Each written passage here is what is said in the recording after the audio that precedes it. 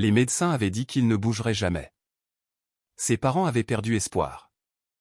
Mais ensuite, un petit Golden Retriever a fait quelque chose que personne ne pouvait expliquer. Ce que ce chiot a découvert allait choquer le monde médical et changer sa vie pour toujours.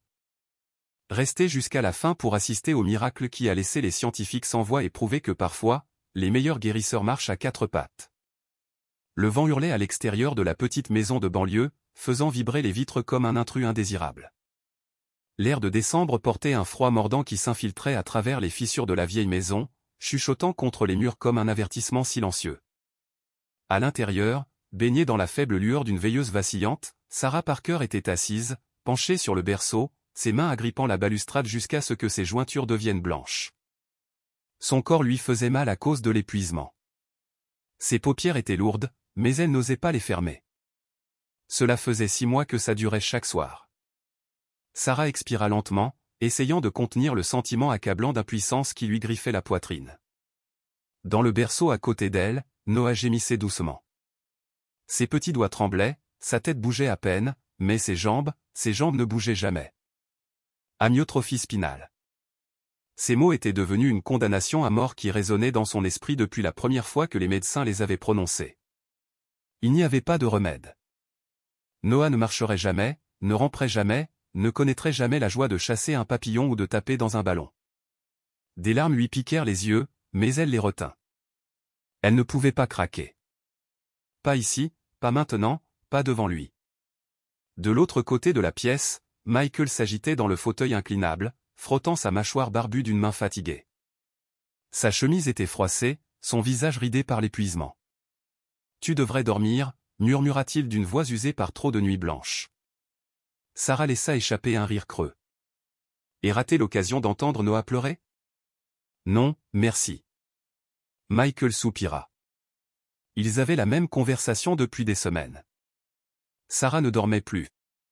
Elle observait toujours Noah, attendant qu'il se mette à pleurer, que les crises surviennent, que l'agonie silencieuse de son état lui vole ce qui lui restait de son fragile espoir. Michael passa une main dans ses cheveux. La frustration le rongeait. Il voulait réparer les choses, mais il n'y avait rien à réparer. « Nous avons besoin d'aide, Sarah, dit-il doucement. Elle se raidit.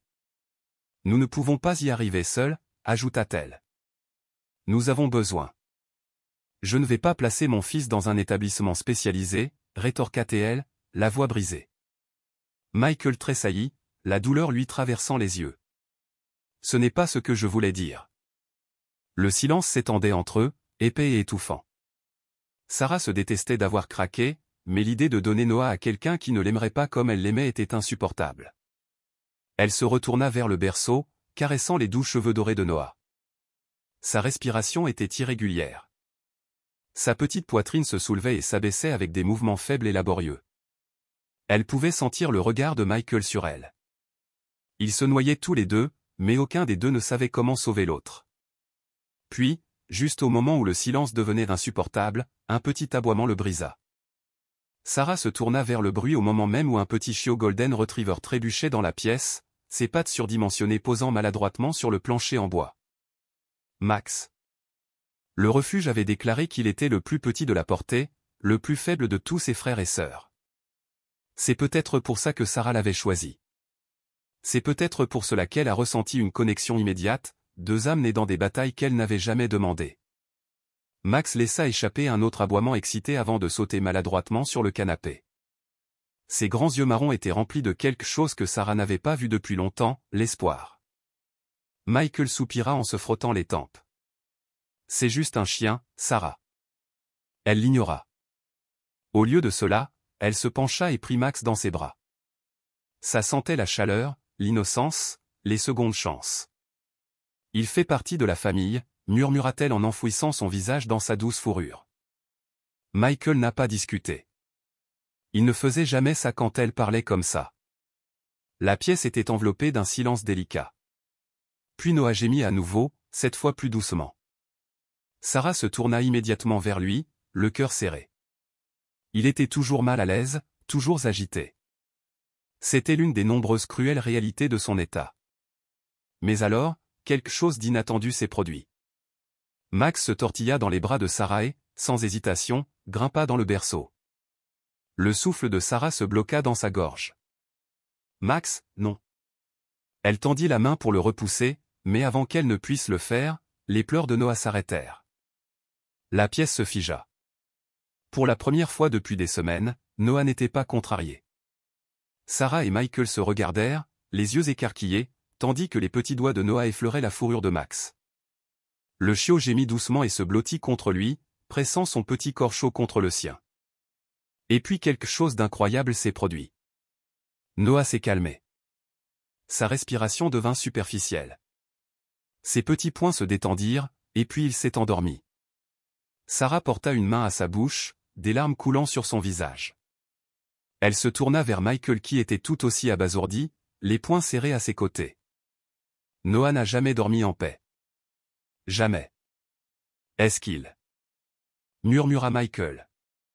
Sarah hocha la tête, incapable de parler. Elle regarda Max se blottir plus près, posant sa petite tête sur le bras de Noah. Ils s'assemblaient comme les pièces d'un puzzle, deux âmes fragiles trouvant du réconfort l'une dans l'autre.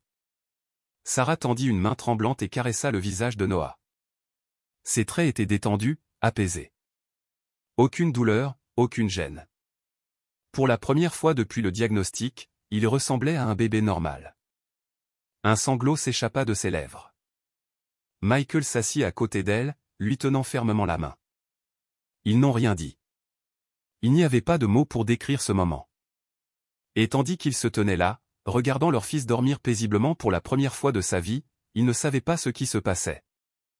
Ils ne savaient pas que c'était juste le début, quelque chose changeait, quelque chose qu'aucun médecin ne pouvait expliquer. Et cette nuit-là, alors que Noah dormait paisiblement, le petit corps de Max frissonnait à côté de lui. Ses petites jambes bougeaient légèrement, comme s'il courait dans un rêve. Sarah ne le savait pas encore, mais le véritable miracle ne faisait que commencer. Un courant d'air froid murmurait à travers la fenêtre entr'ouverte, faisant flotter à peine les rideaux. L'horloge numérique sur la table de nuit affichait 3h01 du matin en chiffres rouges ternes. Sarah s'agitait sur le canapé, courbée, les yeux brûlants d'épuisement. Elle n'avait pas prévu de s'endormir, pas avec Noah à quelques mètres d'elle dans son berceau. Mais le poids de tant de nuits blanches l'avait finalement rattrapée. Un bruit étrange la sortit de son état de brouillard. Au début, elle pensa l'avoir imaginé.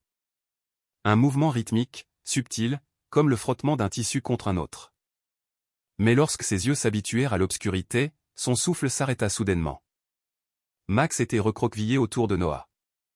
Son petit corps doré collé à la poitrine du bébé. Sa tête reposait près du petit bras de Noah, ses pattes avant reposant doucement dessus. Mais ce n'était pas là la chose étrange. Le corps de Max tremblait. Ce n'était pas le tremblement typique du sommeil, celui que font les chiots lorsqu'ils rêvent qu'ils chassent des écureuils. C'était différent, délibéré, presque coordonné. Sarah, le cœur battant. Elle se frotta les yeux, sur qu'elle imaginait des choses. Mais alors qu'elle regardait à nouveau, le petit corps de Max tremblait légèrement. Ses pattes arrière bougeaient selon des pulsations rythmiques, et puis ses mouvements cessèrent. Noah bougea. C'était un geste minimal, presque imperceptible au premier abord. Un léger spasme dans sa main droite, une petite flexion presque imperceptible de ses doigts. Le pouls de Sarah battait dans ses oreilles. Non, ce n'était pas possible. Noah n'avait pas bougé ses membres depuis le diagnostic. Le médecin avait dit que ses motoneurones se détérioraient, que les signaux de son cerveau à ses muscles étaient trop faibles pour fonctionner. Cela n'était pas censé arriver, et pourtant cela venait de se produire. Sarah se leva si vite qu'elle a failli renverser la lampe à côté d'elle. Sa respiration devint superficielle. L'incrédulité s'accrochait à elle comme un étau. Elle fit un pas en avant, son cœur battant dans sa poitrine. Et puis c'est arrivé à nouveau. Cette fois, les doigts de Noah bougèrent plus sensiblement. Comme s'il répondait à quelque chose, comme s'il suivait les mouvements de Max. Sarah se couvrit la bouche d'une main. Son esprit s'emballait pour comprendre ce qu'elle voyait. Était-ce une illusion? Juste un spasme aléatoire, une coïncidence? Ou alors Max faisait quelque chose? Le petit corps du chiot trembla à nouveau. Ses pattes arrière bougeaient à peine, presque comme s'il courait sur place. Et chaque fois qu'il le faisait, le bras de Noah s'agitait en réponse, comme si son corps essayait de refléter le mouvement.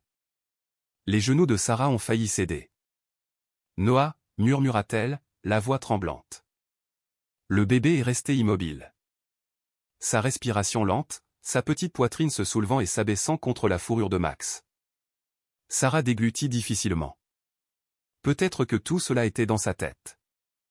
Peut-être qu'elle était si désespérée de croire en un miracle qu'elle l'imaginait. Mais alors, les doigts de Noah se fermèrent très doucement. Accrochés à la petite patte de Max. Un sanglot lui serra la gorge. Elle ne l'imaginait pas. Les larmes brouillèrent sa vision alors qu'elle tendait la main, ses doigts tremblants sur la main de Noah. Elle voulait le toucher pour confirmer que c'était réel, que quelque chose d'impossible se déroulait sous leurs yeux. Elle hésita. Et si ça s'arrêtait? Et si c'était une coïncidence passagère qui disparaîtrait si on intervenait? Mais avant de se décider, Max gémit doucement et se blottit plus près de Noah. Sa respiration s'approfondit, son petit corps se détendant contre le bébé immobile. Et comme avant, les tremblements étranges ont cessé. Sarah resta immobile. Noah aussi. Ses doigts se desserrèrent, retombant à nouveau mollement. Le changement a été si immédiat, si précis, qu'un frisson lui parcourut les reins. C'était presque comme si Max le contrôlait. Sarah inspira de manière saccadée, prenant du recul pendant qu'une vague glaciale de panique et d'émerveillement l'enveloppa complètement. J'ai dû réveiller Michael, pensa-t-elle, tournant les talons. Elle courut dans la chambre. Michael! Halta-t-elle en poussant son épaule. Il gémit, bougeant à peine. Réveille-toi! Murmura-t-elle avec urgence. Il faut que tu vois ça. Michael ouvrit un œil à moitié, plissant les yeux vers elle. Sarah, quoi? Viens maintenant. Quelque chose dans sa voix a dû l'atteindre, parce qu'il se leva immédiatement, frottant le sommeil de son visage. Sans dire un mot de plus, elle lui attrapa le poignet et le traîna vers le berceau. Michael fronça les sourcils. Est-ce que Noah va bien? Sarah n'a pas répondu, elle a juste pointé du doigt. Michael cligna des yeux, endormi, regardant alternativement son fils et le chiot endormi. Qu'est-ce que je suis censé voir?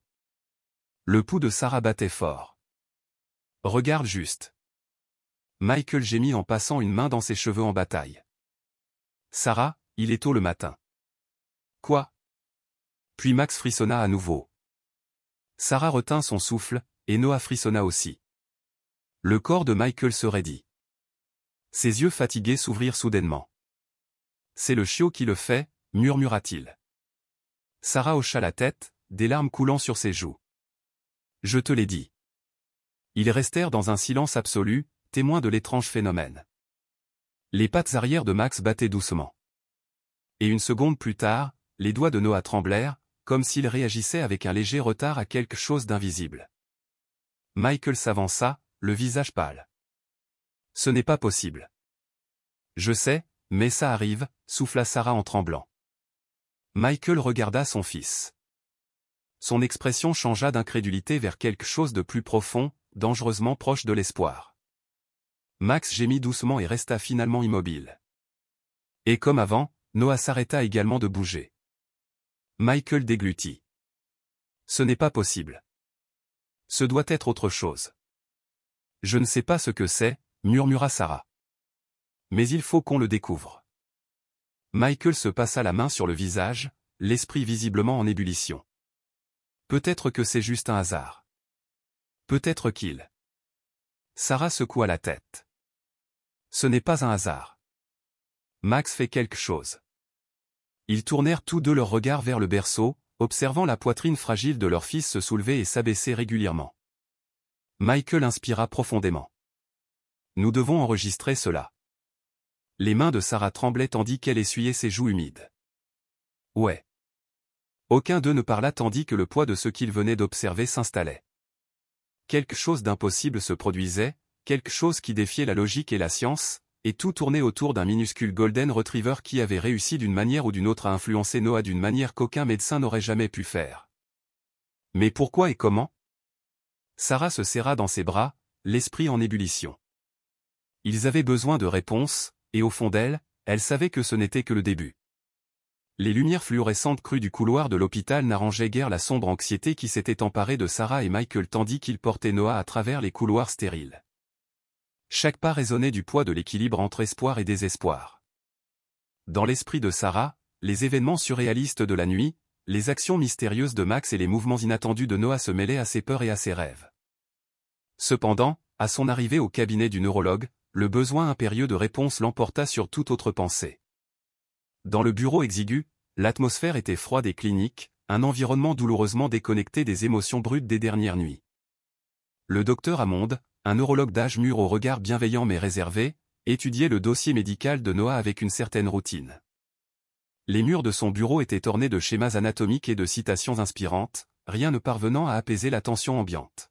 « Madame Parker, Monsieur Parker », commença le docteur Hammond d'un ton mesuré. « J'ai examiné les derniers examens de Noah et suivi son évolution de près ces dernières semaines. Son état, comme nous en avons discuté, reste compatible avec une amyotrophie spinale. Franchement, les changements que vous observez ne sont probablement que des spasmes musculaires spontanés. » Ces paroles, pourtant censées être rassurantes, frappèrent Sarah comme un coup de massue. Ses yeux se remplirent de larmes retenues lorsqu'elle l'interrompit, mais on l'a vu bouger pendant son sommeil. Ses doigts, même paralysés, bougent. Et Max, notre chiot, semble faire quelque chose qui le soulage. Sa voix tremblait, un mélange de désespoir et d'espoir se déversant dans un murmure incertain. Michael, debout, raide, près du brancard, hocha brièvement la tête, le scepticisme gravé sur son visage. « Nous l'avons vu, docteur. Ce n'était pas un spasme aléatoire. C'était comme si son corps réagissait à Max. Ça ne vaut pas la peine d'enquêter ? Demanda-t-il d'un ton mêlé de frustration et d'incrédulité. Le docteur Hammond soupira, ses yeux se plissant légèrement tandis qu'il échangeait un regard avec un collègue présent, confirmant peut-être silencieusement son point de vue. Je comprends votre inquiétude, vraiment. Mais d'un point de vue clinique, rien ne permet d'affirmer que la zoothérapie, encore moins une thérapie aussi peu orthodoxe que celle que vous décrivez, puisse inverser ou modifier l'évolution d'une maladie dégénérative comme celle-ci. Les motoneurones de Noah sont affaiblis depuis des mois. Le moindre mouvement que vous remarquez se situe dans les limites de l'activité neurologique attendue. Ce n'est pas un miracle en devenir. Sarah serra son sac à main jusqu'à ce que ses jointures deviennent blanches. Mais tu ne peux pas me dire que la légère pression, la façon dont Max se déplace autour de lui, ne fait rien, même un tout petit peu. Ne devrions-nous pas explorer toutes les possibilités ? Son appel était chargé de l'intensité des nuits blanches et d'un espoir inébranlable, un espoir né dans les coins tranquilles de sa maison où les miracles semblaient à portée de main. La réponse du neurologue fut clinique, sinon dédaigneuse, de nombreux témoignages anecdotiques font état de bienfaits émotionnels et d'un sentiment de bien-être lié à la zoothérapie. Mais cela ne se traduit pas par des changements physiques significatifs chez les patients souffrant de pathologies comme celle de Noah. Je suis désolé, mais à ce stade, je dois conclure que son état est immuable. Je vous recommande de privilégier les soins palliatifs et les thérapies de soutien. Les paroles du docteur Hammond restèrent suspendues dans le silence stérile de la pièce. Le visage de Michael trahissait son conflit intérieur, un combat entre un scepticisme rationnel et un désir désespéré d'espoir. Il échangea un regard avec Sarah, dont les yeux brûlaient d'un feu obstiné. Le mot « immuable » résonnait dans son esprit comme une accusation contre chaque instant de prière et de supplication qu'il avait murmuré dans l'obscurité de la nuit. Après la consultation, ils quittèrent l'hôpital, les derniers mots du médecin résonnant dans leurs oreilles. Dehors, dans la fraîcheur nocturne, le couple se tenait en silence sur les marches, une dichotomie brutale entre le détachement clinique et les visions miraculeuses dont ils avaient été témoins à la maison. Une fois dans la voiture, le silence était épais jusqu'à ce que Sarah le rompe. Sa voix ferme mais teintée d'incertitude, « Je vais enquêter. Je ne peux pas accepter qu'on ne puisse plus rien faire. Il doit bien y avoir quelque chose dans cette histoire de zoothérapie, des études, des histoires, tout ce qui pourrait donner une chance à Noah. » La réponse de Michael était mesurée, son scepticisme aussi palpable que jamais. « Sarah, je comprends que tu veuilles croire au miracle, mais il faut se rendre à l'évidence. Les médecins ont consacré leur vie à étudier ces maladies. Ils ne minimisent pas ce que nous vivons par malveillance. Ils se basent sur ce que la science nous dit. » Mais Sarah était déjà plongée dans sa propre détermination. Cette même nuit, après que Michael se fut endormi d'un sommeil agité, elle s'assit à son bureau, son ordinateur portable ouvert, les doigts planant sur le clavier. La lueur de l'écran illuminait son visage déterminé tandis qu'elle se mettait à chercher des preuves reliant le comportement animal à des améliorations neurologiques chez des enfants atteints de maladies comme celle de Noah. Elle étudia des études sur la zoothérapie, assimila d'innombrables témoignages d'autres parents et examina les rares cas de guérison miraculeuse documentés de manière anecdotique. Les heures passèrent et le bourdonnement de l'ordinateur devint son seul compagnon.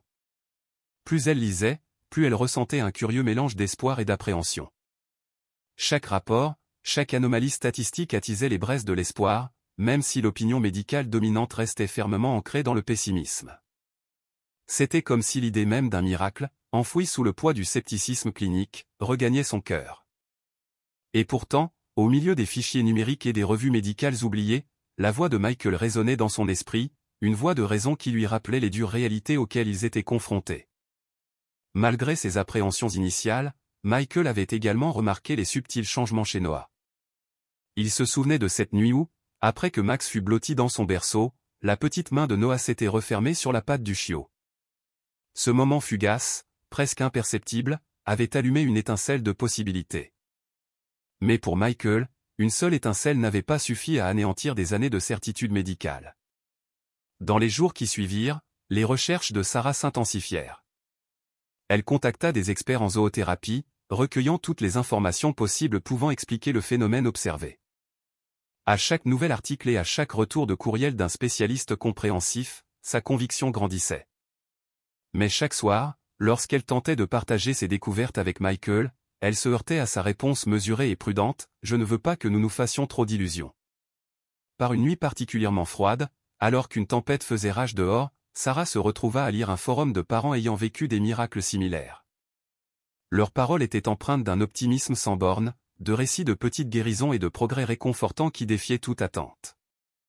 Dans ces témoignages, Sarah ressentait une sorte de solidarité, une compréhension commune de cet espoir impossible qui brûle dans le cœur de chaque parent. Mais Michael demeurait un contrepoint constant. Ses doutes rappelaient constamment combien il était précaire d'espérer sur des preuves fragiles. Il faut être réaliste, dit-il doucement en caressant le visage endormi de Noah comme pour apaiser des craintes que le bébé ne pouvait exprimer. On ne peut pas risquer son bien-être pour quelque chose qui pourrait n'être qu'une coïncidence. Sarah savait qu'il avait raison. Chaque fibre de son être aspirait à un miracle, mais le poids inexorable des faits médicaux la rongeait de l'intérieur.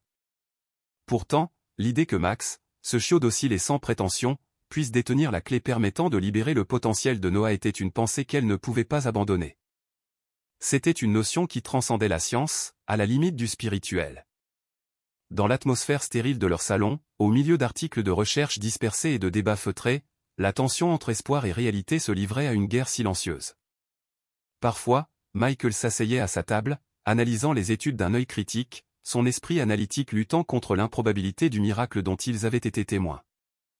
Et pourtant, dans le silence qui suivait, il y avait une prise de conscience tacite que quelque chose d'extraordinaire se produisait, quelque chose qui défiait les limites de la médecine conventionnelle.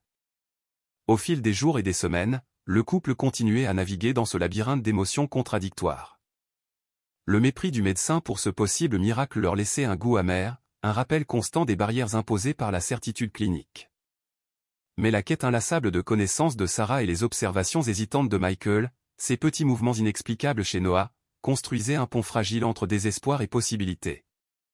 Dans une ultime tentative pour concilier leurs points de vue divergents, Michael et Sarah ont accepté de documenter chaque mouvement de Noah, aussi infime soit-il, ainsi que le comportement de Max. Ils ont installé une petite caméra dans la chambre du bébé, déterminée à capturer des preuves irréfutables susceptibles de remettre en cause l'opinion bien établie de la communauté médicale. Chaque nuit, tandis que le monde extérieur s'enfonçait dans l'obscurité, la veillée silencieuse dans leur maison devenait un champ de bataille entre espoir et doute. Un soir, alors qu'ils visionnaient les enregistrements ensemble, un schéma se dessina, une corrélation subtile, presque imperceptible, entre les petits coups de pouce de Max et le spasme léger et réactif de Noah. Les images granuleuses et discrètes avaient le potentiel de réécrire l'histoire qu'il s'était résigné à accepter. Et même si les yeux de Michael conservaient encore un certain scepticisme, ils reflétaient aussi une prise de conscience naissante. Peut-être, juste peut-être, le miracle n'était pas aussi immuable que le prétendaient les médecins.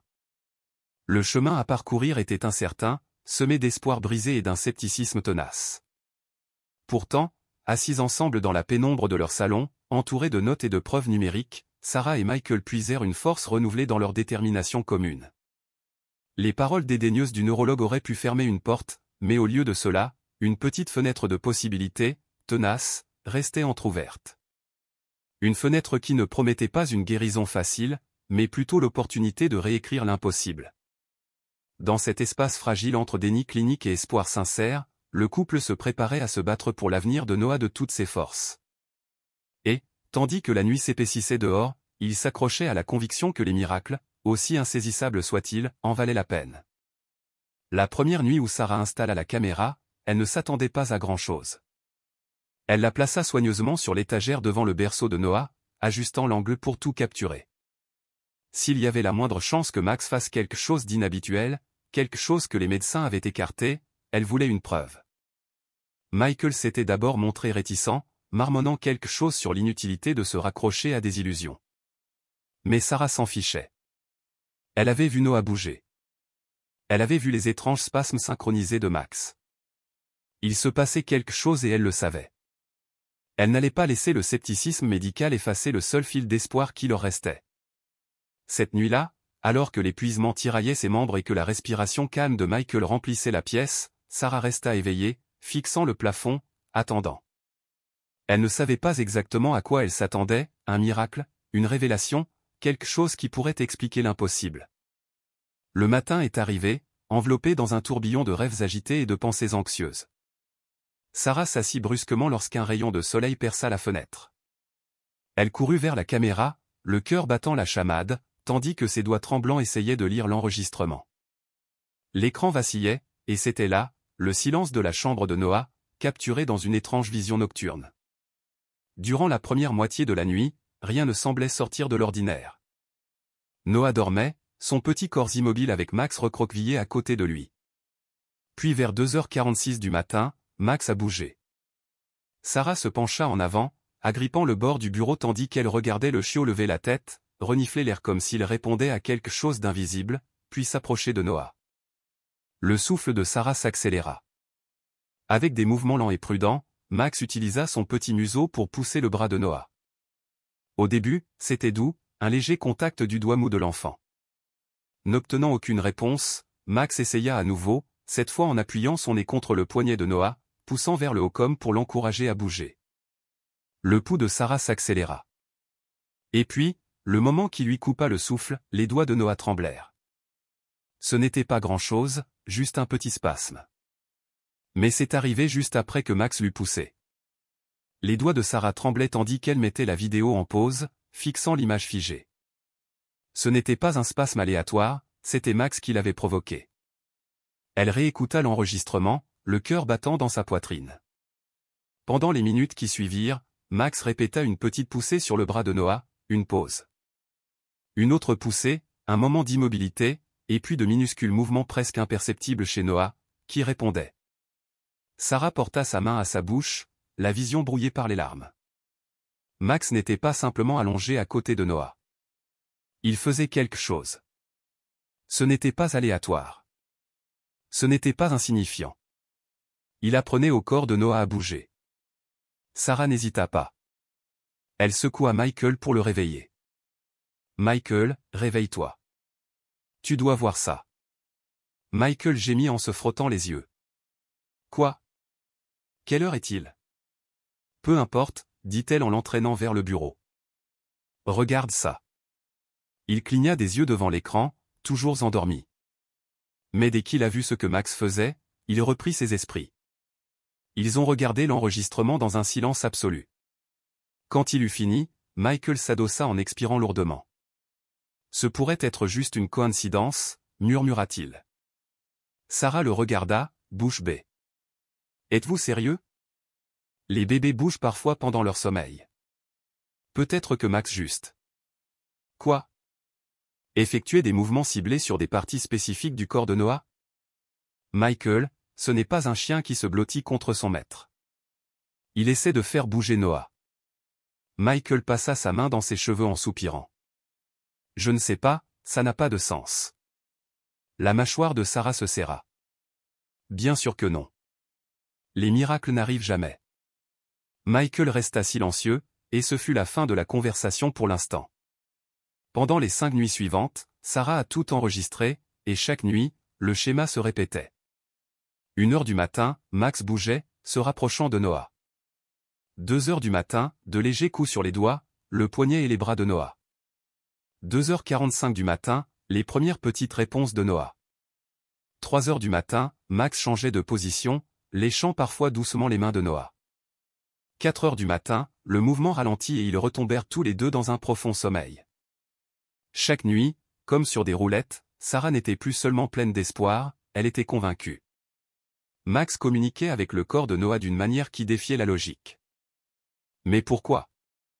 Un soir, Sarah était assise à la table de la salle à manger, l'ordinateur portable ouvert, des papiers éparpillés partout.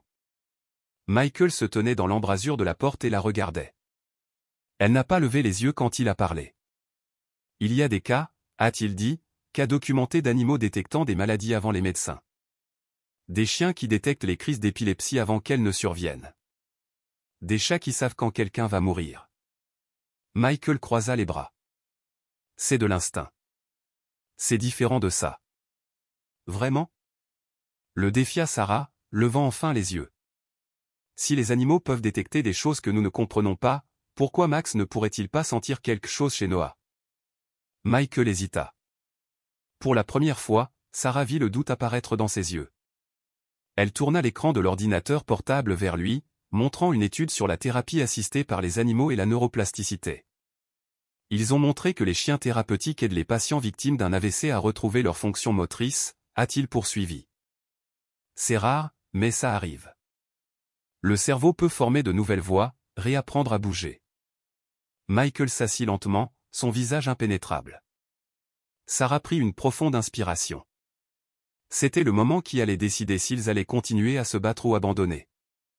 Je pense que Max fait quelque chose au système nerveux de Noah, a-t-elle déclaré. La façon dont il le pousse, c'est comme une thérapie physique, mais plus douce, plus instinctive. Je pense que le corps de Noah se réveille. Il expira. Et si tu te trompes? Demanda-t-il.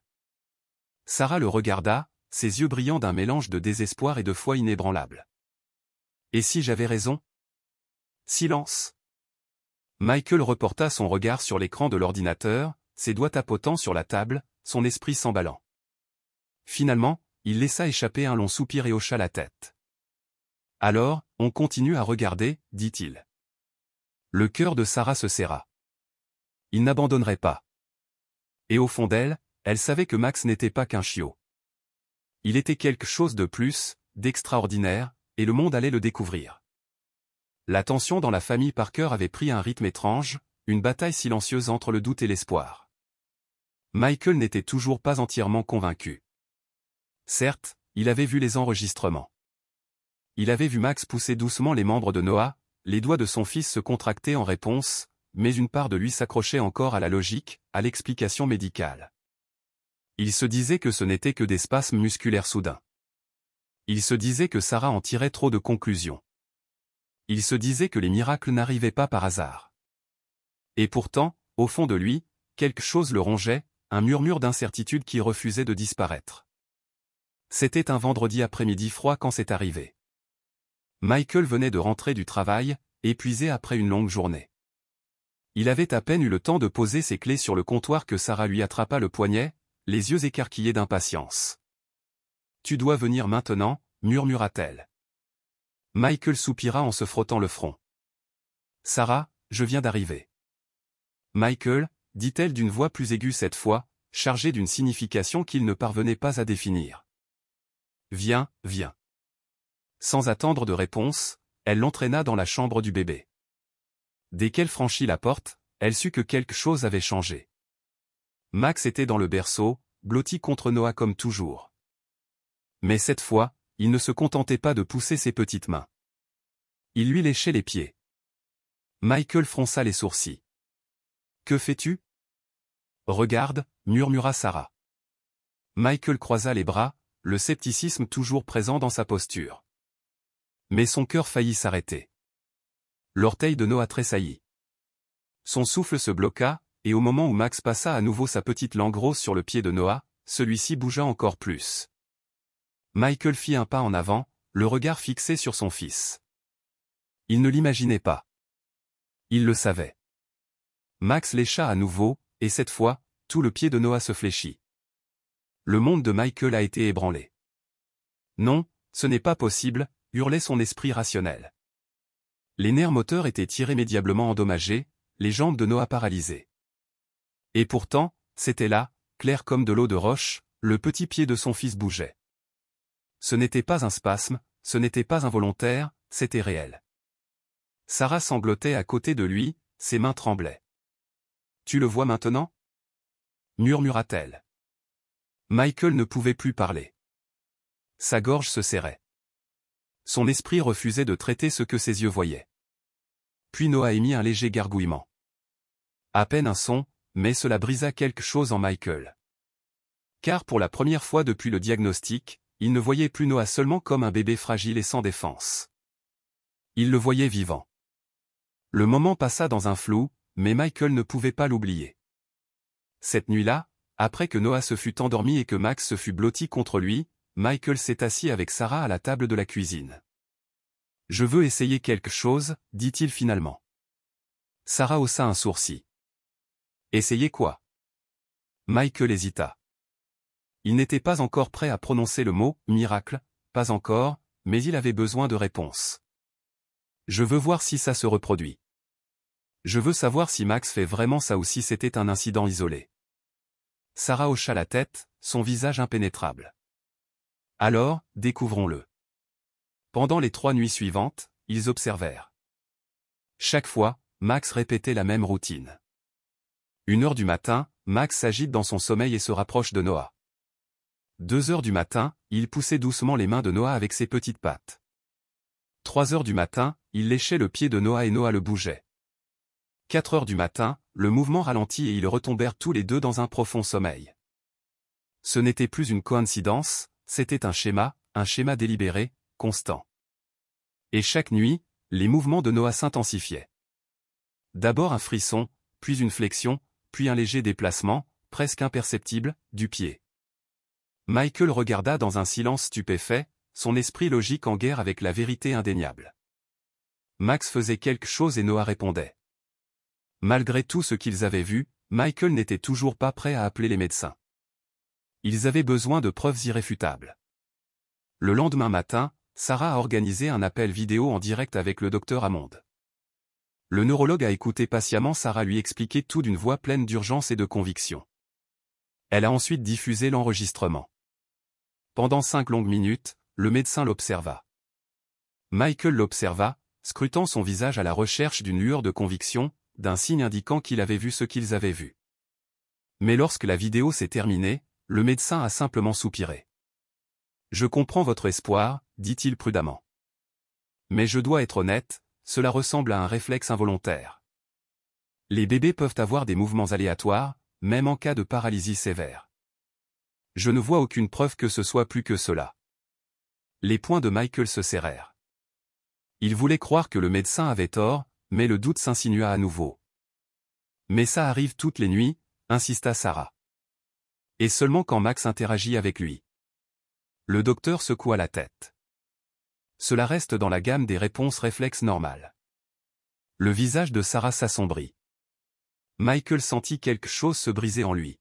« Alors, tu me dis, dit-il lentement, la voix tendue, que c'est juste une coïncidence si le pied de notre fils paralysé bouge à chaque fois que le chien le lèche. » Le médecin hésita.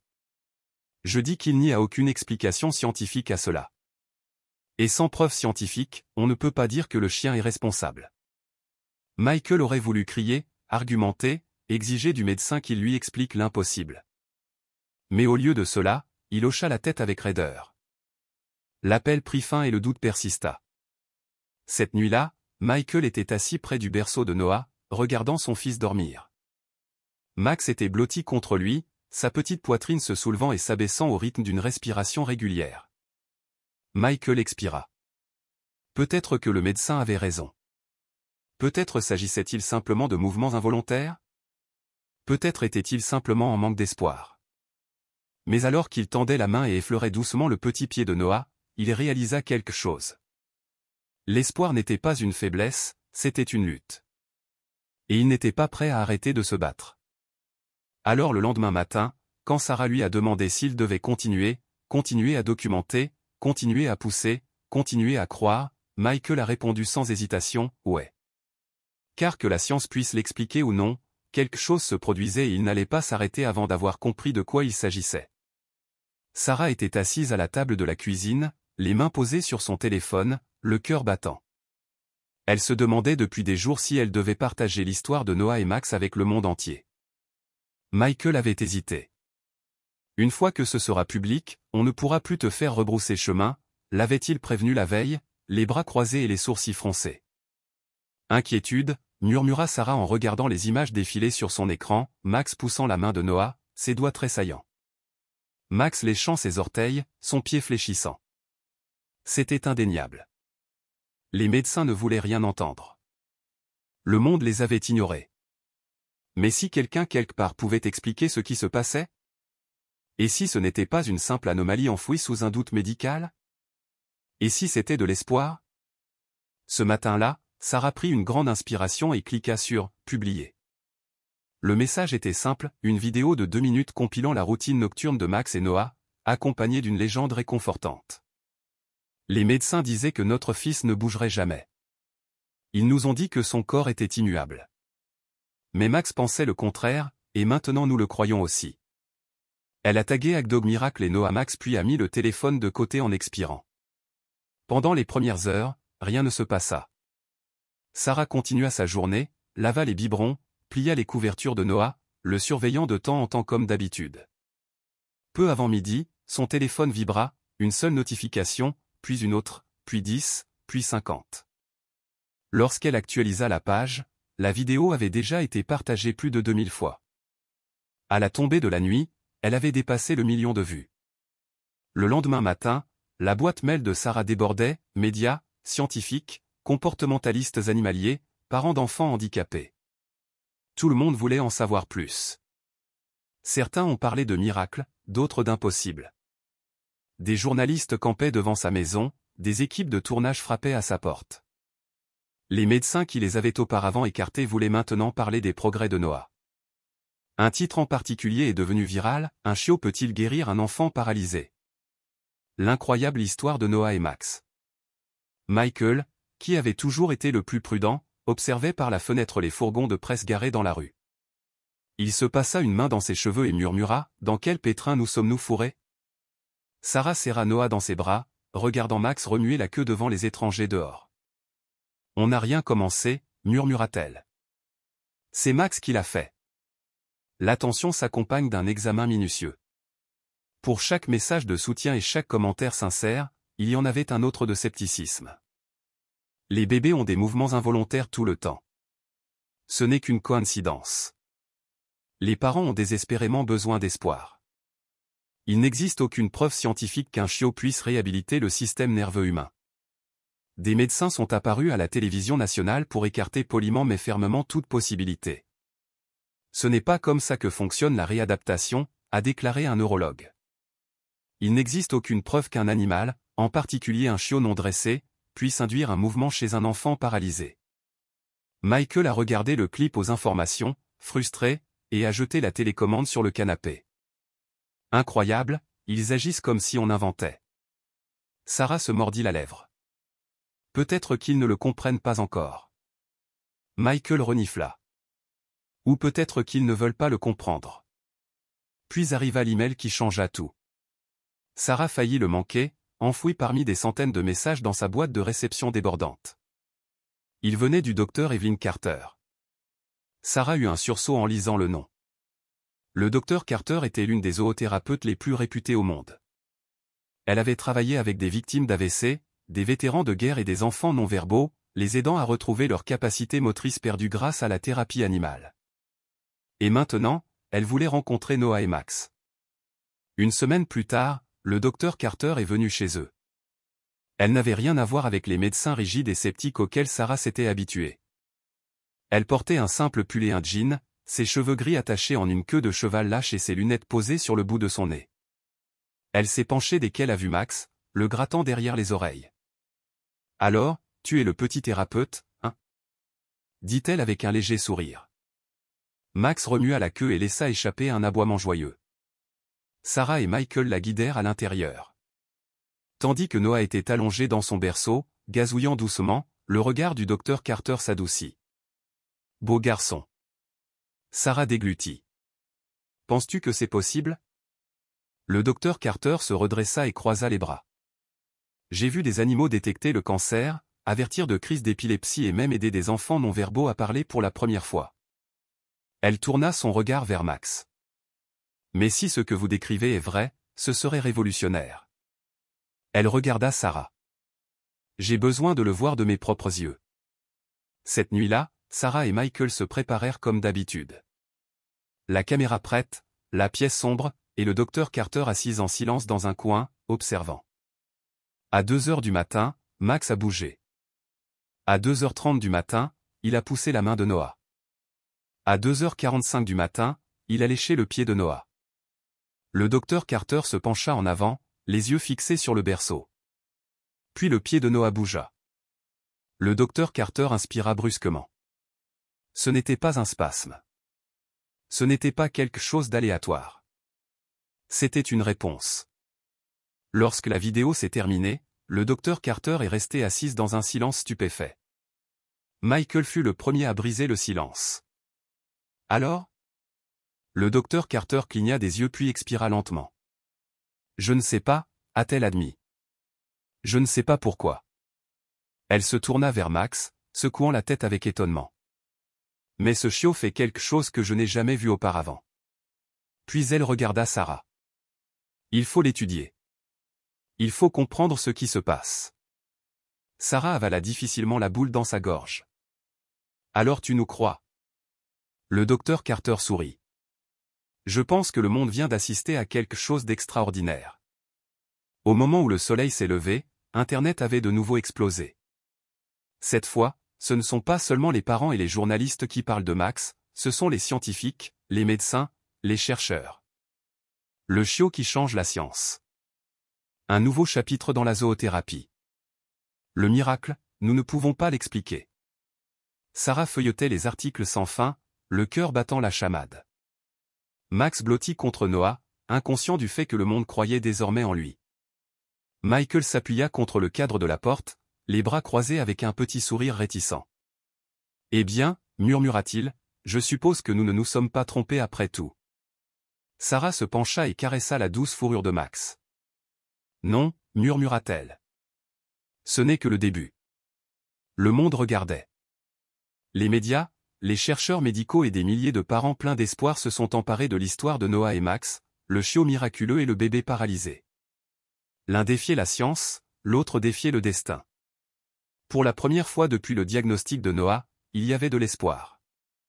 Sarah et Michael étaient prudents, incertains d'accepter une attention aussi croissante. Mais au fond, ils avaient commencé à croire. Et puis, aussi vite que le miracle avait commencé, tout a commencé à s'effondrer. Au début, c'était subtil. Noah, qui avait répondu de manière si constante au coup de coude de Max, a soudainement arrêté de le faire. Au début, Sarah n'y accordait aucune importance. Peut-être qu'il était simplement fatigué, les bébés ont de bons jours et de mauvais jours, n'est-ce pas? Mais la deuxième nuit, Max fut le premier à remarquer que quelque chose n'allait pas. Le chiot normalement énergique a refusé de manger. Il était assis près du berceau de Noah, gémissant, agité. Ses yeux, habituellement brillants et joueurs, étaient sombres, remplis d'agitation. Sarah fronça les sourcils et s'agenouilla à côté de lui. « Qu'est-ce qui ne va pas, mon grand » murmura-t-elle en le grattant derrière les oreilles. Max n'a pas réagi. Son regard était fixé sur Noah. Puis Sarah l'a remarqué. Noah ne bougeait pas du tout, pas même les habituels petits spasmes involontaires. Son corps était complètement mou. La panique l'envahit. « Noah » murmura-t-elle en lui touchant doucement la joue. Sa peau était froide, trop froide. Sa respiration était légère, superficielle. Son estomac se tordit. Quelque chose n'allait vraiment pas. Le lendemain matin, Noah avait de la fièvre. Son petit corps brûlait sous le contact de Sarah. Ses yeux étaient ternes, sa respiration était saccadée. Michael se tenait près du berceau, pâle, pressant un tissu froid sur son front.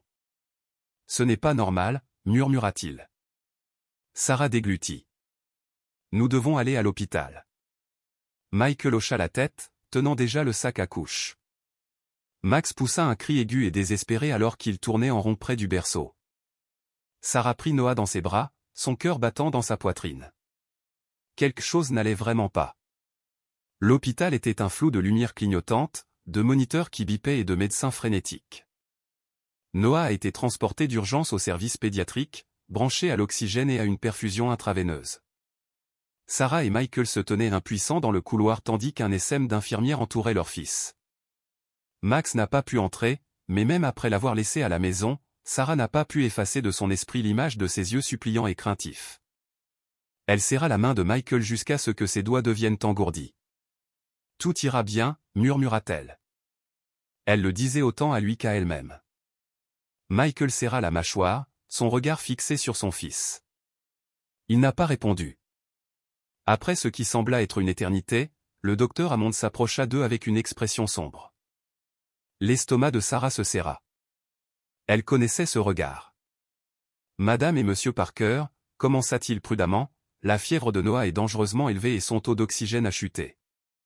Ses muscles sont plus faibles qu'il y a une semaine. » Sarah sentit l'air lui échapper.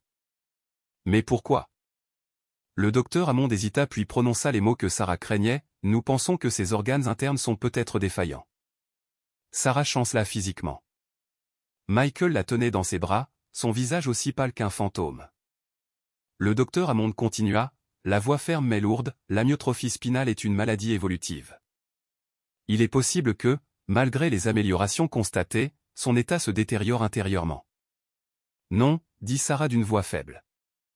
Non. Il bougeait. Tu as vu les vidéos? Il répondait à Max. Il allait mieux. Le docteur Hammond la regarda. Je sais que ce fut un parcours émotionnel, mais il faut regarder les faits en face. De légères améliorations de la motricité peuvent survenir, mais elles ne signifient pas nécessairement une guérison. Son système nerveux continue de se détériorer. Sarah secoua la tête. Non, non, ça ne peut pas arriver. La voix de Michael semblait tendue, contrôlée. Que faisons-nous maintenant? Le visage du docteur Hammond était impénétrable. On le stabilise, on le surveille. Mais si ses organes sont défaillants, on doit se préparer à toutes les éventualités. Sarah avait l'impression qu'elle ne pouvait pas respirer. Possibilité? Il voulait dire la mort. L'hôpital a permis à Sarah et Michael de passer la nuit dans la chambre de Noah. Max ne pouvait pas entrer, mais son absence pesait comme un membre fantôme. Cette nuit-là, alors que Noah gisait immobile dans son berceau d'hôpital, relié à des machines, Sarah s'est effondrée. Des larmes coulaient sur son visage tandis qu'elle portait sa petite main à ses lèvres. « Tu ne vas pas me quitter, murmura-t-elle. Tu m'entends, ma puce? Tu ne vas pas me quitter. » Michael était assis à côté d'elle, regardant fixement les écrans, sa main agrippant son genou. Son silence la terrifiait plus que tout.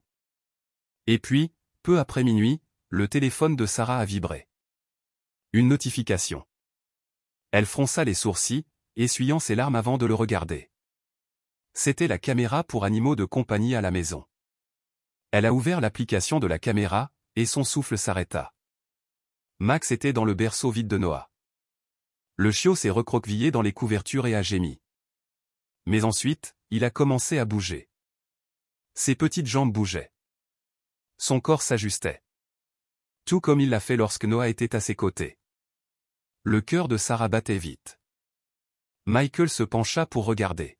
« Qu'est-ce que c'est ?» Elle lui a montré l'écran. Ses yeux s'ouvrirent grands. Max répétait la routine, même si Noah n'était pas là. Il poussa dans l'air, grattant l'espace vide où Noah aurait dû être. Et puis il poussa le cri le plus déchirant que Sarah ait jamais entendu. Michael inspira brusquement. « Oh mon Dieu !» Les larmes montèrent aux yeux de Sarah. Max le savait. Elle le sentait. Elle savait que Noah s'éteignait et qu'il essayait de le ramener. Sarah se leva brusquement de sa chaise, essuyant ses larmes. « Nous devons amener Max ici. » Michael cligna des yeux. Il sait, Michael, il sait que quelque chose ne va pas. Il faut essayer. Michael hésita, puis hocha la tête. Sans un mot de plus, il prit ses clés et courut. Sarah revint auprès de Noah, repoussant ses cheveux humides de son front. « Tiens bon, ma puce, murmura-t-elle d'une voix brisée. Max arrive. Elle ne savait pas si c'était de la folie ou du désespoir. Elle ne savait pas si quelque chose changerait. Mais elle était absolument certaine d'une chose, si quelqu'un pouvait ramener Noah, c'était bien Max. Les couloirs de l'hôpital étaient silencieux, à l'exception du bip rythmique des machines et du faible bourdonnement des néons.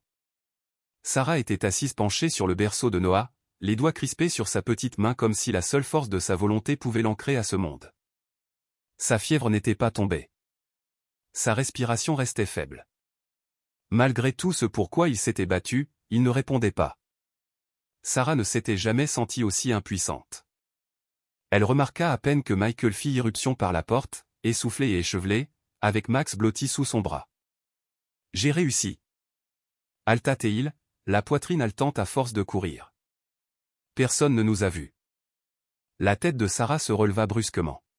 « Tu l'as apporté. » Michael déposa délicatement Max sur le lit d'hôpital. Le petit Golden Retriever se mit immédiatement en action, remuant la queue avec anxiété tandis qu'il reniflait l'air. Sans hésiter, il grimpa sur le lit près de Noah et se blottit contre lui. Sarah retint son souffle. Max gémit doucement, poussant le bras de Noah du museau. Comme il n'obtenait aucune réponse, il poussa un petit cri désespéré. Puis il fit quelque chose d'inattendu, Max posa ses petites pattes sur le ventre de Noah, pas au hasard, pas pour le réconforter. Avec précision, il renifla puis donna un nouveau coup de coude au même endroit. Le pouls de Sarah s'accéléra. « Michael, regarde-le. » Michael fronça les sourcils, regardant Max descendre le long de la jambe de Noah, pressant doucement son museau contre la peau. Il s'arrêta au bas de sa colonne vertébrale et gémit. « Pourquoi fais-tu ça ?» demanda Michael, la voix chargée d'inquiétude. Sarah ne répondit pas, car au fond d'elle-même, elle le savait déjà, Max ne se contentait pas de réconforter Noah. Il sentait quelque chose que les médecins avaient manqué. Un coup soudain à la porte affola Sarah et Michael. Sarah prit rapidement Max dans ses bras, le cœur battant. Si l'hôpital découvrait qu'ils avaient introduit un chien clandestinement, il serait immédiatement expulsé. Mais lorsque la porte s'ouvrit, ce n'était pas un médecin. C'était le docteur Evelyn Carter, la célèbre zoothérapeute. Elle était arrivée par avion après avoir entendu parler du cas de Noah, impatiente de voir le soi-disant « miracle » à l'œuvre. Au lieu de cela, elle tomba sur un visiteur clandestin qui risquait de leur attirer des ennuis. Le docteur Carter cligna des yeux puis sourit. « Ils ont fait entrer le chien en douce », dit-elle avec une pointe d'amusement dans la voix. Sarah et Michael se figèrent, échangeant un regard nerveux. Avant qu'ils ne puissent s'expliquer, Max se dégagea des bras de Sarah et courut droit vers Noah. Le sourire du docteur Carter disparut. Elle observa attentivement, son regard expert suivant le moindre mouvement de Max tandis qu'il reprenait son étrange routine, appuyé sur le bas du dos de Noah, reniflait des zones précises de ses jambes. Peu à peu, son expression changea. Ni d'amusement, ni de dédain, ni de choc. « Qu'est-ce qui ne va pas ?» demanda Sarah essoufflée. Le docteur Carter ne répondit pas immédiatement. Elle fit simplement un pas en avant. Où se situe exactement la paralysie de Noah? Sarah fronça les sourcils. Ils ont dit que c'était partout sur la partie inférieure du corps. Le docteur hocha la tête sans quitter Max des yeux. Alors pourquoi? Dit-elle doucement. Ton chien agit-il comme si Noah pouvait encore ressentir quelque chose? Sarah retint son souffle. Michael se tendit. Que veux-tu dire? Le docteur Carter s'agenouilla près du berceau, les yeux fixés sur Max qui continuait à appuyer sur les mêmes zones. Finalement, elle murmura, « Je pense qu'il détecte une activité nerveuse. » Le silence retomba dans la pièce. Sarah sentit l'air quitter ses poumons. « Une activité nerveuse ?» répéta Michael. « C'est impossible. Les médecins ont dit, ils ont dit que sa paralysie était complète. » Interrompit le docteur Carter. Mais Max ne le pense pas. Les jambes de Sarah faillirent céder. Michael serra les poings. Ça n'a aucun sens. Si Noah avait des nerfs fonctionnels, les médecins l'auraient vu. Le docteur Carter hésita puis jeta un coup d'œil au dossier médical de Noah. Pas nécessairement. S'il n'avait pas activement recherché une fonction nerveuse résiduelle, il n'aurait pas effectué les tests appropriés. Sarah s'accrocha à la barrière du berceau pour se soutenir. Vous dites que la paralysie de Noah pourrait ne pas être permanente? Le docteur Carter prit une profonde inspiration.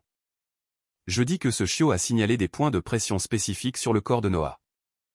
Il répond à des signaux qu'aucun de nous ne peut percevoir, mais qu'il ressent. Sarah porta une main tremblante à sa bouche. Max le savait depuis le début. C'est pourquoi il avait poussé Noah précisément à ces endroits. Ce n'était pas un hasard. Il avait senti quelque chose que tout le monde avait manqué. Michael émit un reniflement aigu. Alors qu'est-ce qu'on fait? Le docteur Carter se redressa, une nouvelle détermination dans la voix. Nous appelons les médecins, nous exigeons de nouveaux examens et nous découvrirons une fois pour toutes si ce chien vient de révéler la plus grande erreur médicale concernant l'état de Noah. En moins d'une heure, le neurologue de Noah, le docteur Hammond, était revenu dans la pièce, bouleversé, sceptique et épuisé. C'est absurde, murmura-t-il en regardant Sarah et Michael. Les chiens ne diagnostiquent pas les fonctions nerveuses. Le docteur Carter croisa les bras. Alors prouve-moi que j'ai tort. Le docteur Hammond expira brusquement en se frottant la tempe. D'accord. Si ça te rassure, je vais te prescrire un autre test de conduction nerveuse. Mais je peux te le dire tout de suite. Il s'interrompit brusquement lorsque Max laissa échapper un aboiement aigu. Tout le monde se figea. Le chiot, habituellement calme et docile, fixait le docteur Hammond. Son petit corps était tendu, sa queue baissée. Sarah ne l'avait jamais vu réagir ainsi avec qui que ce soit. Les lèvres du docteur Carter se pressèrent en une fine ligne. Je ferais ces tests si j'étais toi. Le docteur Hammond soupira, mais son expression était visiblement altérée. Sans un mot de plus, il ordonna le test. Les 24 heures qui suivirent furent les plus longues de la vie de Sarah. Elle et Michael quittèrent à peine Noah, et Max refusa de manger ou de dormir. Finalement, les résultats tombèrent, et leurs révélations bouleversèrent tout l'hôpital. La paralysie de Noah n'était pas complète. Il y avait une activité nerveuse, peu importante, mais suffisante pour suggérer que son état pourrait ne pas être permanent. Le docteur Hammond était sans voix. Cela n'apparaissait pas dans les tests précédents, admit-il. Le docteur Carter haussa un sourcil et dit, « Dis-moi, docteur, qui l'a découvert ?» Le docteur Hammond soupira. Le chien. Michael laissa échapper un rire étouffé. Sarah fondit en larmes. Elle se tourna vers Max, le prit dans ses bras et le serra fort contre elle. « Tu le savais, murmura-t-elle. Tu l'as toujours su. » Max lui lécha le visage et sa queue se remit enfin à remuer. Pour la première fois depuis que Noah était malade, Sarah retrouva espoir, car ils avaient maintenant des preuves, et le vrai combat ne faisait que commencer. Sarah avait toujours cru que lorsque la vérité éclaterait, lorsque les médecins verraient de leurs propres yeux ce que Max avait détecté, tout changerait. Elle avait eu tort. Au lieu du soulagement espéré, ils se retrouvèrent confrontés à une bataille encore plus grande, une lutte contre le temps, contre la bureaucratie et contre un choix impossible. La chambre d'hôpital était étrangement silencieuse. Le docteur Hammond se tenait devant eux, résultat en main, le visage pâle et son assurance habituelle tremblante. Sarah serra la main de Michael, le cœur battant, attendant le verdict. Le docteur Hammond expira brusquement. Les dernières études sur la conduction nerveuse montrent une activité résiduelle. Michael serra plus fort la main de Sarah. Le docteur Carter à ses côtés hocha la tête d'un air entendu. « Est-ce que ça veut dire ?» demanda Michael. Le docteur Hammond hésita et finit par admettre ce que tout le monde attendait d'entendre, Noah n'est pas complètement paralysé. Son système nerveux réagit, mais pas d'une manière que nous comprenons pleinement. Sarah retint son souffle. Max, son petit Golden Retriever, avait détecté quelque chose que les équipements médicaux les plus avancés au monde avaient manqué. Michael passa une main dans ses cheveux. Alors, qu'est-ce que ça veut dire? Y a-t-il un moyen de l'aider? Le docteur Hammond se déplaçait mal à l'aise. Il pourrait y en avoir, mais c'est compliqué. Il les conduisit dans une salle de consultation privée et fit glisser un dossier sur la table. Il existe un traitement expérimental, a-t-il expliqué. Une thérapie de régénération neuronale de pointe conçue pour stimuler la fonction nerveuse chez les patients atteints de maladies que l'on croyait jusqu'alors irréversibles.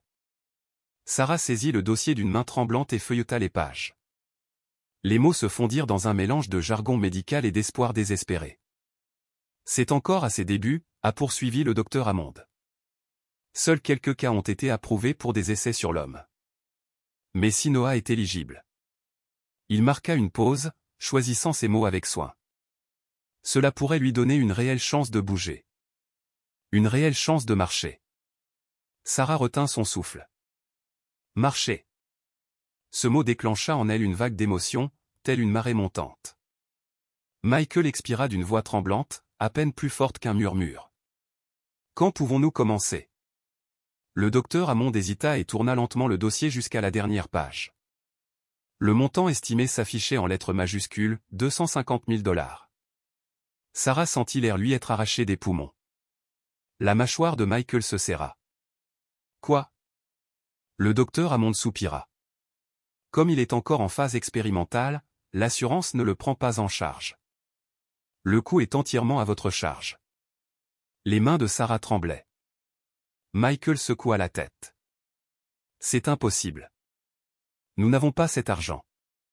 L'expression du docteur Hammond s'assombrit. Et ce n'est pas le pire. L'estomac de Sarah se serra. Que veux-tu dire? Le docteur Hammond hésita avant de porter le coup final. La période pour appliquer ce traitement à Noah se rapproche.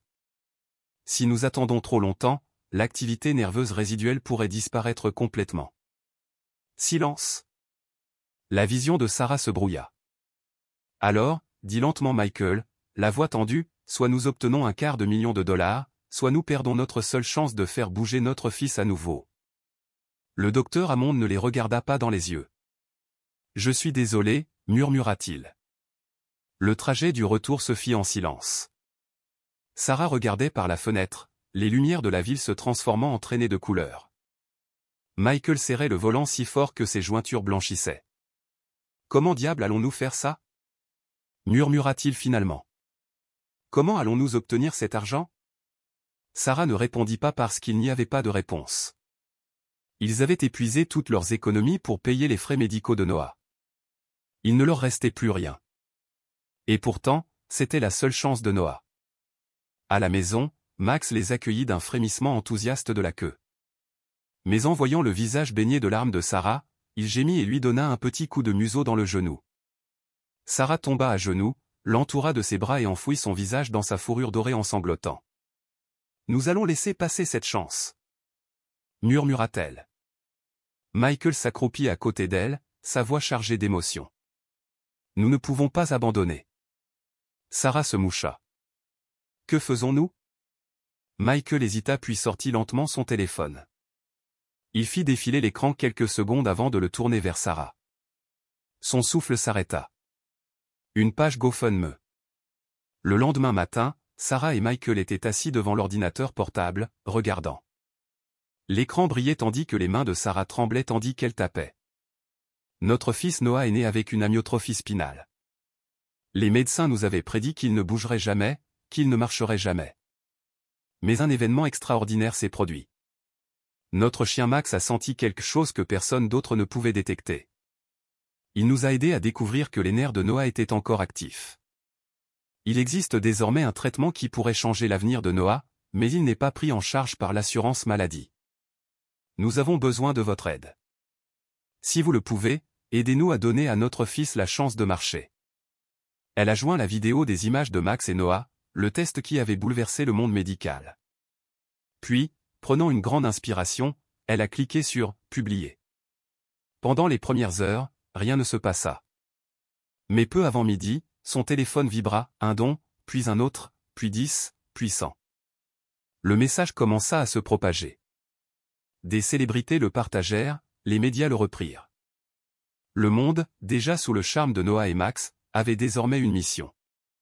Sarah fixait l'écran, le cœur battant, tandis que le nombre de dons grimpait, $10 000, $50 000, $100 000. Des larmes coulaient sur son visage. Michael laissa échapper un rire étouffé en se frottant le visage. Cela arrive vraiment. Puis le téléphone sonna. Sarah le saisit en retenant son souffle.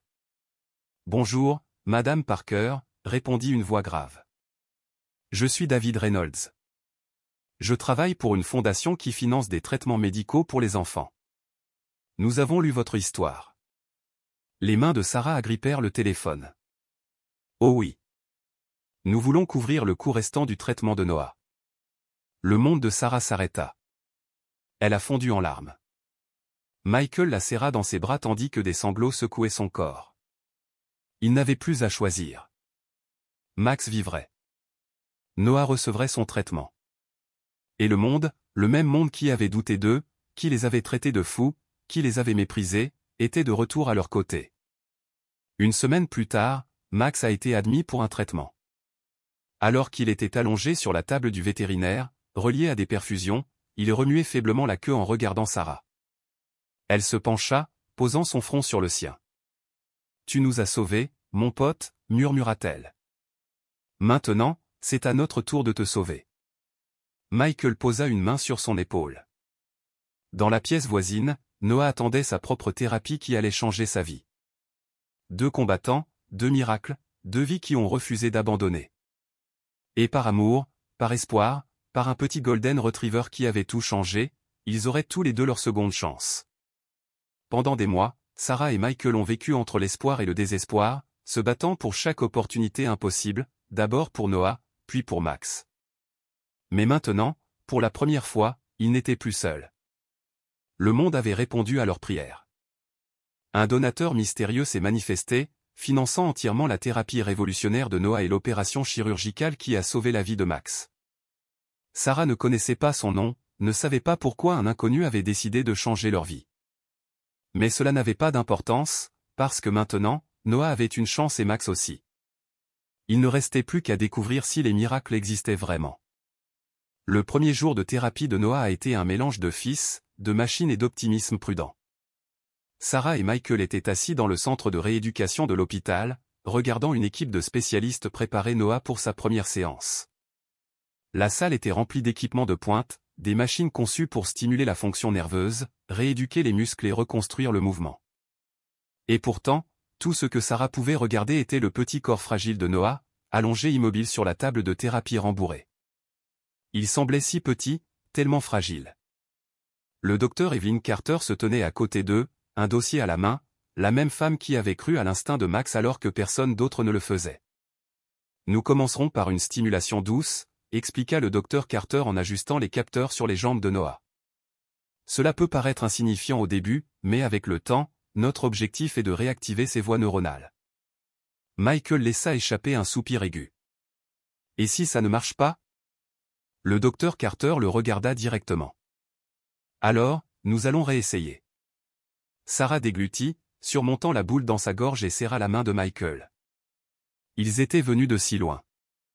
Ils n'abandonneraient pas maintenant. Les premières semaines, les progrès ont été lents. Noah ne bougeait pas, il ne répondait pas. Il ne montrait aucun de ces petits signes que Sarah avait prié pour voir. Il y avait des jours où elle pensait qu'elle s'était trompée, que peut-être les médecins avaient raison, que peut-être les découvertes de Max n'étaient rien de plus qu'une cruelle coïncidence. Mais un matin, tout a changé. Sarah s'assit à côté de la table de thérapie de Noah, passant ses doigts dans ses douces boucles dorées, tandis que le docteur Carter effectuait une autre série de stimulations neuronales. Max était allongé sur le sol à proximité, observant attentivement. Sa queue s'agitait à chaque fois que la machine bourdonnait, comme si elle pouvait sentir l'énergie parcourir la pièce. Le docteur Carter ajusta les paramètres et se tourna vers Sarah. « Essayons quelque chose de nouveau aujourd'hui. » Sarah hocha la tête, le cœur battant. Le docteur Carter souleva doucement la petite main de Noah et plaça la patte de Max dessus, tout comme cette première nuit où Max s'était blotti à côté d'elle dans le berceau. Elle murmura doucement, « Allez bébé, tu sais comment le faire. » Sarah retint son souffle un instant. Rien ne s'est passé. Les doigts de Noah restèrent immobiles, sa main molle, et puis ses doigts ont tremblé. Sarah haleta. La tête du docteur Carter se tourna vers l'écran, regardant la machine enregistrer un flash d'activité neuronale. Michael bondit. Est-ce qu'il l'a fait? Les doigts de Noah se recourbèrent. Pas grand-chose, pas fortement, mais c'était là. Un mouvement, un choix, un signe de vie. Sarah laissa échapper un sanglot tremblant, portant sa main à sa bouche. La voix du docteur Carter était pleine d'étonnement. C'était volontaire. Max émit un aboiement aigu et excité. Noah avait bougé, et cette fois ce n'était pas un réflexe, c'était réel. Après ce jour, tout a changé. La thérapie de Noah s'est intensifiée. Il a passé des heures chaque jour au centre de réadaptation à étirer, stimuler et renforcer des muscles qu'il n'avait jamais utilisés auparavant. C'était lent, douloureusement lent, mais il y avait des progrès. Ses mains devinrent plus fortes, ses bras ne pendaient plus inertes à ses côtés. Et puis le jour est venu où le docteur Carter leur a dit que le moment était venu. Il était temps de voir si Noah pouvait s'asseoir tout seul. La salle était remplie de médecins, de thérapeutes et de caméras. Tout le monde voulait voir l'enfant miracle s'asseoir tout seul. Mais pour Sarah et Michael, personne d'autre n'avait d'importance. C'était un moment rien que pour eux. Max était assis à côté du tapis de thérapie de Noah, les oreilles dressées, le corps tendu, attendant, observant. Le docteur Carter s'agenouilla à côté de Noah, sa voix douce mais ferme. « Prêt, chérie ?» Noah, presque âgé d'1 an, la regardait avec des yeux brillants et curieux. Puis lentement, il tourna son regard vers Max. Le cœur de Sarah se serra devant la confiance qui transparaissait dans l'expression de son fils. Le docteur Carter a doucement placé ses mains sous le dos de Noah. « D'accord, petit, pousse. » Sarah et Michael retenaient leur souffle. Noah se tendit, ses petits muscles tremblaient, son corps hésitait, son esprit luttait contre des mois d'immobilité. Pendant un moment terrifiant, rien ne se passa. Sarah serra si fort la main de Michael qu'elle pensa qu'elle allait la casser. Et puis Noah bougea. Pas grand-chose, juste 1 centimètre, puis un autre. Et dans un moment qui défiait la science, la logique et toutes les prédictions sombres qu'ils avaient jamais entendues, Noah s'assit complètement seul. La salle a explosé. Les médecins haltèrent, les thérapeutes applaudirent. Michael laissa échapper un rire haletant et incrédule tandis que des larmes coulaient sur son visage. Sarah s'est effondrée sur le sol en sanglotant. Max aboya joyeusement, remuant la queue si fort que tout son corps trembla. Et Noah, doux, beau, inarrêtable Noah, rit. Un rire profond, joyeux et triomphant. Sarah ne pouvait pas bouger. Elle pouvait à peine penser. Tout ce qu'elle pouvait faire était de regarder son fils, assis droit tout seul, souriant à Max comme s'il avait toujours su que ce jour viendrait. Michael tomba à genoux à côté d'elle, la serrant fermement. Ils avaient prié pour cela, combattu pour cela, risqué tout pour cela. Et maintenant, ils avaient gagné. Sarah tendit la main et effleura du bout des doigts la petite main potelée de Noah. Il se tourna vers elle, toujours rayonnant. Et puis, comme s'il savait ce qu'elle attendait de voir depuis si longtemps, il leva son petit bras et tendit la main vers elle. Sarah laissa échapper un sanglot si violent qu'il secoua tout son corps. Elle lui prit la main et la tint comme si sa vie en dépendait, parce que maintenant, pour la première fois, il la tenait aussi. Michael embrassa le haut de sa tête, sa voix tremblante. Il l'a fait. Sarah expira, sentant son monde entier changer. Non, murmura-t-elle. On a réussi. Max laissa échapper un autre aboiement, sautant sur le tapis à côté de Noah et lui léchant la joue. Et pour la première fois depuis très longtemps, Sarah croyait au miracle. Il y a 1 an, Noah Parker était un enfant condamné à l'immobilité. Les médecins parlaient à voix basse, leurs visages emplis d'une pitié silencieuse, répétant encore et encore les mêmes mots dévastateurs à Sarah et Michael, « Votre fils ne marchera jamais. Son état est irréversible. Préparez-vous à la réalité de vos limites. » Mais ces mots, ces impossibilités s'effondrent sous le poids de quelque chose de plus fort, espoir, foi et un golden retriever nommé Max. Le matin du 2e anniversaire de Noah était frais et lumineux avec un ciel bleu parfait. Sarah se tenait près de la fenêtre, ses doigts reposant à peine sur la vitre tandis qu'elle regardait Michael et Noah dehors. Max était là aussi, toujours à ses côtés. Une année entière s'était écoulée depuis ce premier miracle, depuis que Noah s'était assis tout seul. Depuis lors, il s'est battu pour chaque centimètre de progrès, chaque séance de thérapie, chaque exercice, chaque tentative douloureuse d'enseigner à son corps ce qu'il n'avait jamais connu. Il y a eu des moments de frustration, des revers qui ont déchiré le cœur de Sarah. Mais malgré tout cela, Max ne l'a jamais quitté. Durant les longues heures de thérapie, il était toujours là, poussant doucement Noah, remuant la queue à chaque petite réussite. Maintenant, tandis que Sarah regardait, elle savait qu'aujourd'hui était différent parce que quelque chose d'extraordinaire était sur le point de se produire aujourd'hui. Une petite foule s'était rassemblée dans le parc, famille, amis, thérapeutes, journalistes. L'histoire de Noah est devenue l'une des avancées médicales les plus commentées au monde. Les scientifiques avaient encore du mal à expliquer comment un chiot avait pu détecter ce qu'aucun médecin n'avait pu faire. Ils ont appelé cela un instinct, une anomalie, une connexion inexplicable entre un animal et un enfant. Mais Sarah ne se souciait pas de ces explications, parce qu'aujourd'hui, Noah était sur le point de prouver que les miracles ne pouvaient pas être définis par la science seule. Max était assis à côté de lui dans l'herbe, sa fourrure dorée brillant au soleil, ses yeux fixés sur Noah avec une attention inébranlable. Michael s'agenouilla à côté de son fils, ajustant les petites attelles qui soutenaient ses jambes. « Prêt, champion ?» demanda-t-il doucement. Noah sourit d'une oreille à l'autre. Il n'était pas effrayé. Pas aujourd'hui. Aujourd'hui, il était prêt. Michael se leva et recula prudemment. Max fit de même. Alors Noah prit une profonde inspiration, serra ses petits poings et se leva. La foule se tut.